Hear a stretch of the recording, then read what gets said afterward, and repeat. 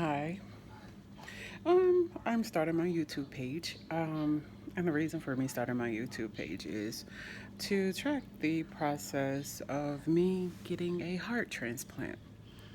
Um, mm, my issue started when I was diagnosed with lupus in 2016. My body was completely shutting down. I had congested heart failure, and my body said no, it didn't want to take anything at all. So fluid was coming out of my mouth. I was sweating. I was peeing on myself. I was doing everything. I hate to be graphic, but this is the process. When your body is shutting down, everything comes out of everywhere. When you're still alert, you actually see the process. It was overbearing for me.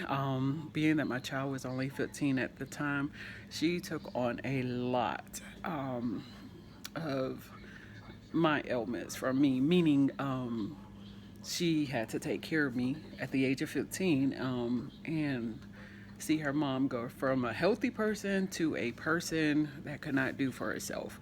Um, I only stayed in the hospital for a week, then released. Couldn't go back to work because they had to continuously monitor me, so that meant I had to go to the hospital often. So, in the process, I joined and became an advocate for lupus in 2016 and learned a lot about it. My lupus is SLE and it's systematic, meaning it attacks everything, whether it's my skin, it's my organs, it's my legs, it's everything. So whatever autoimmune deficiency I have at the time, that lupus clamps onto it and takes me down. But now I am 2023 in the hospital waiting on a heart transplant. Um, I was shocked multiple times when I got this. I got the pacemaker defibrillator in 2019. I moved out of Georgia and went to um, Honolulu, Hawaii, because I felt that I was not going to survive. So I wanted to be where a place I loved, and I went there for a wedding one year and could not stop traveling to Hawaii. So that's why I moved there. But in the process of being there, they were not able to assist me as far as my health went because I was under Kaiser and at that time, the machine that I have in me was a new machine, and Kaiser in Honolulu was not up to date at that time. They did fly someone in to assist me, um, and but to me, I didn't want to continuously wait on someone to come in to interrogate my device. Have a very great device. It hasn't shut down on me or anything like that. It's my body that has given the issue. And the reason why I say it's my body is because my body does crazy things when the lupus flares up. Um, it's trying, but I've survived. I'm strong. I stay to myself. I'm an introvert most of the time, but I do work, and I tend to take on a lot of things that I shouldn't, but I do work. But right now, being that my heart is between 15 to 25%, um, is very weak. When it shocked me this time, which was September 17th, after I finished eating dinner, um, I just thought I was good. I did feel the palpitations. However, I just went to my sofa and I sat down, and next thing you know, I was blacking out. I can feel myself blacking out. It's like a ringing of the ears lightly, and then you slowly feel the radiation or some kind of feeling that comes over you.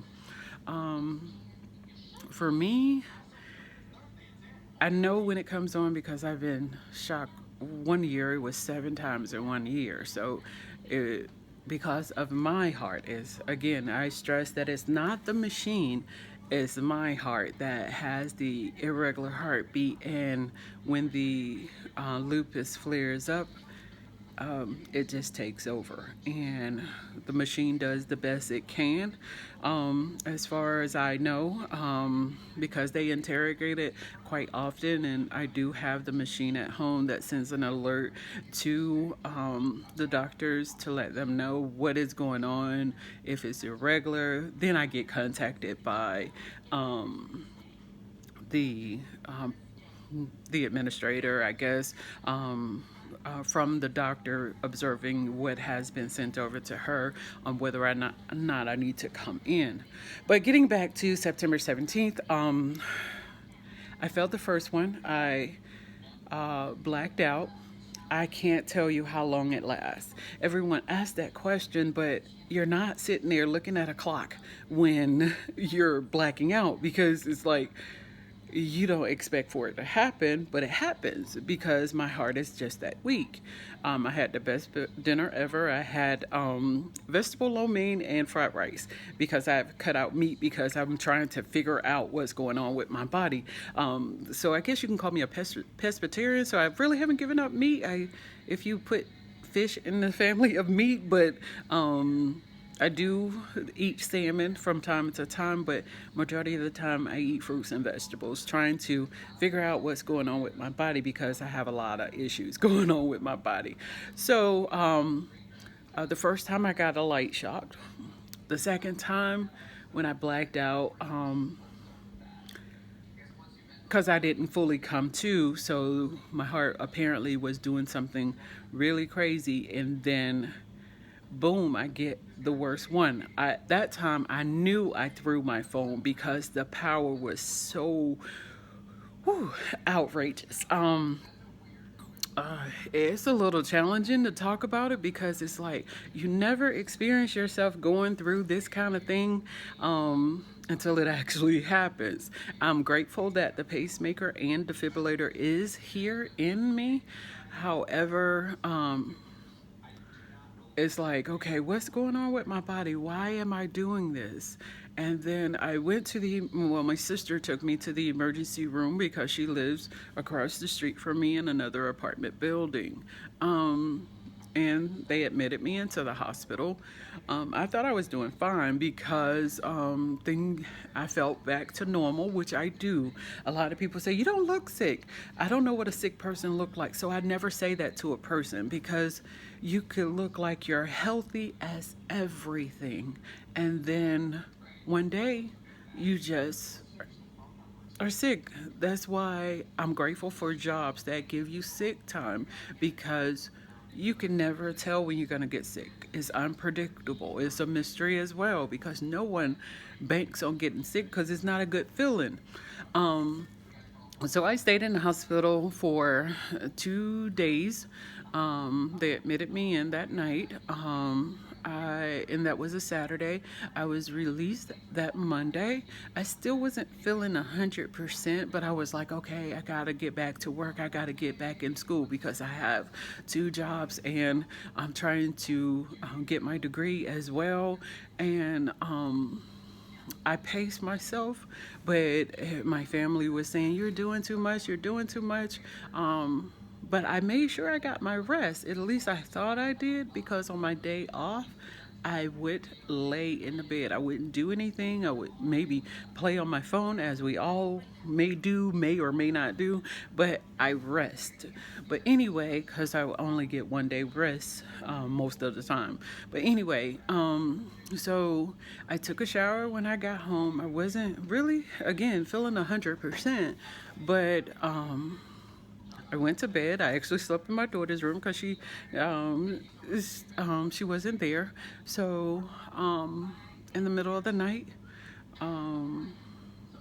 apparently I was dead asleep. I don't know, but I got shocked again. And the reason how I found out I was shocked because I have the machine in my house and it tracks what's going on with me, whether I have it close to me or if it's in another room. So it knows what's going on with my heart. And I'm grateful for the machine being in the house so they'll know how many times I was shocked. But that morning when I woke up around 7ish, 7ish, I guess, my legs was going crazy. Um, Outrageous body movement because I was told at time it does do that, especially when you're not alert.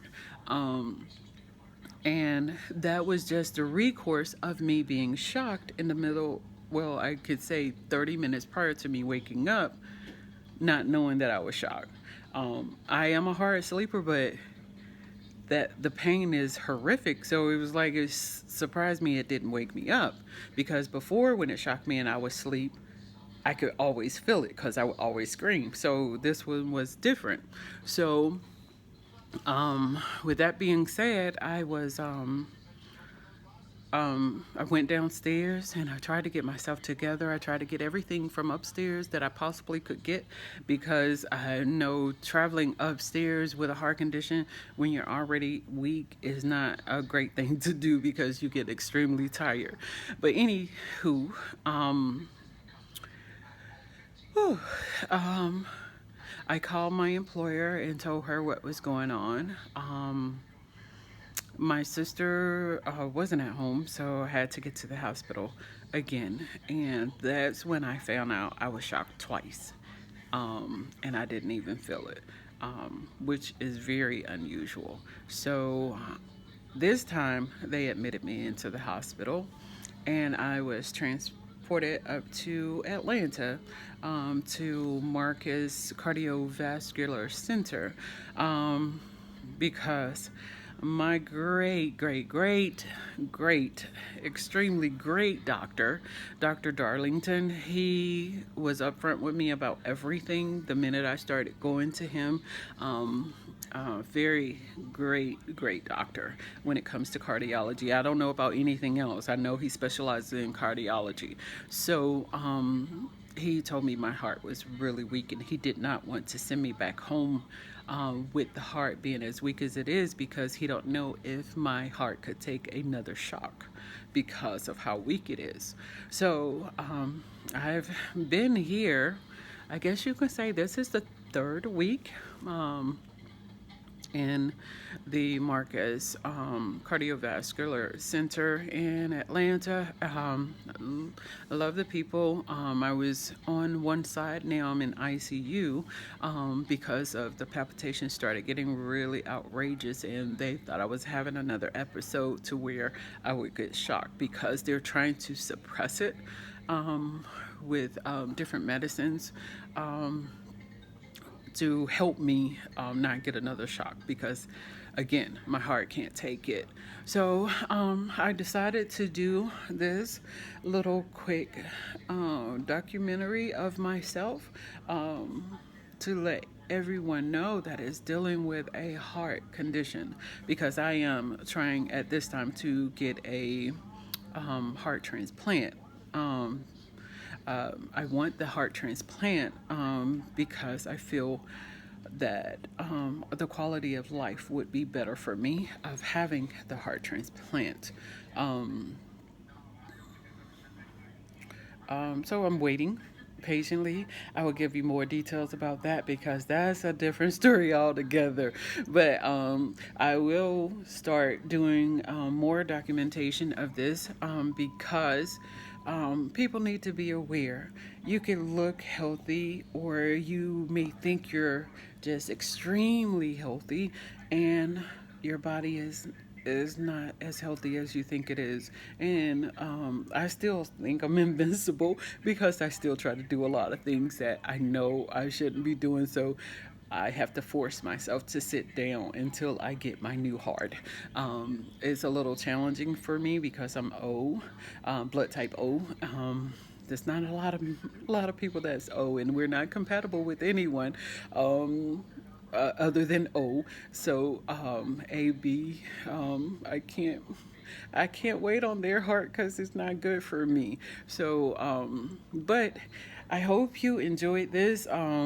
but this is just a little bit of information about me, and trying to get the information out there in regards to heart transplant, to be alert, be aware, and stay positive.